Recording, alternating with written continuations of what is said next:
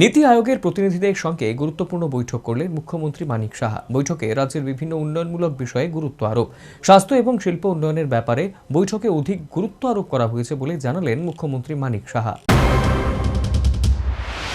রাজ্য সফরে কেন্দ্রীয় সরকারের নীতি আয়োগের প্রতিনিধি দল। সফরকালে মঙ্গলবার সন্ধ্যায় নীতি আয়োগের প্রতিনিধিদের সঙ্গে বৈঠক করলেন মুখ্যমন্ত্রী মানিক সাহা। শ্যামাপ্রসাদ মুখার্জি লেনস্থিত মুখ্যমন্ত্রীর সরকারি আবাসে এই বৈঠক অনুষ্ঠিত হয়। বৈঠকে নীতি আয়োগের প্রতিনিধিদের পাশাপাশি রাজ্য সরকারের উচ্চপদস্থ আধিকারিকরা উপস্থিত ছিলেন।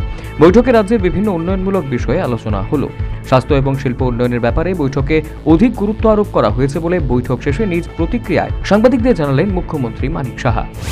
বিভিন্ন যে সাবজেক্ট তার উপরে কথাবার্তা হয়েছে, তেমনি প্রকল্প নিয়ে কোনো কথা বলেনি। ওই হেলথ সেক্টরে বিশেষ করে কথা হয়েছে যে গভর্নমেন্টের তরফ থেকে তো গভর্নমেন্ট মেডিকেল কলেজ করবে, হসপিটাল করবে, এতে করে কিন্তু সেই ডেভেলপমেন্টটা যেটা বলছে সেটা হওয়া বলছে পিপিপি মডেলে যদি করা যায় তার উপরে ওনারা গুরুত্ব দিচ্ছে।